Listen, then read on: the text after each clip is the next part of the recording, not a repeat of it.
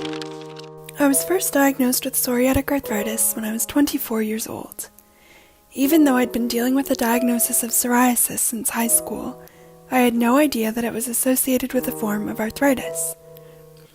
My psoriatic arthritis symptoms started about a year before my diagnosis as nagging muscle pain and a general fatigue. I started to feel a weakness on the left side of my body, and my left shoulder and left glute/hip area were really sore.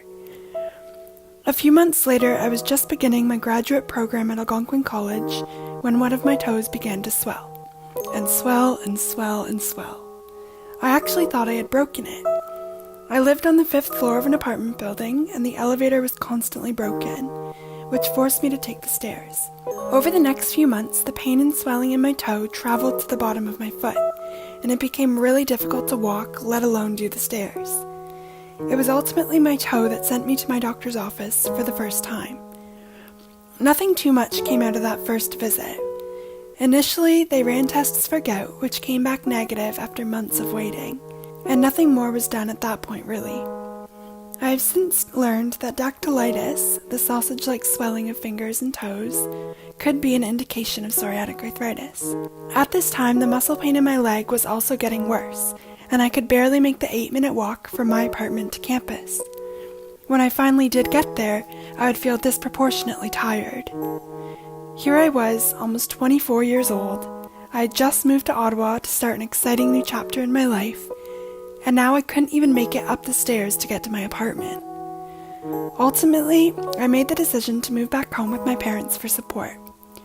So I made the move, and I was actually really glad that I did, because the muscle pain got even worse, and at one point I couldn't even get into bed by myself, dress myself, or even shave my legs or wash my hair. Now I knew with certainty that something was absolutely wrong, and I really had to advocate for myself with my doctor. It took months and multiple trips to the emergency room for muscle pain before I finally was referred to a rheumatologist and given a diagnosis of psoriatic arthritis. Now, as much as I had to fight to get this diagnosis, when I finally got it, I had a really hard time accepting it.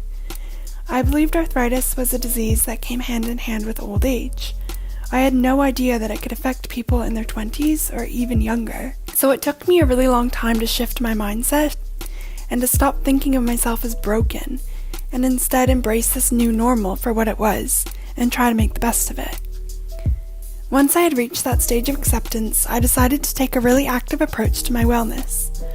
I am currently on medication to control the inflammation in my body, but I don't like to rely on that alone.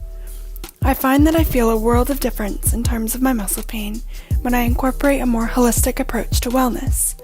And for me, that includes regular use of my infrared sauna, following a predominantly plant-based diet, and doing yin yoga and my physiotherapy exercises. I'm also a really big proponent of meditation. When I was in a lot of pain, one of the hardest things to do was sleep. I could feel relatively okay most of the day, and the second I got into bed, I felt like all of my pain would multiply tenfold. This is where I brought in meditation to help me get my mind off of it and to actually try to get to sleep.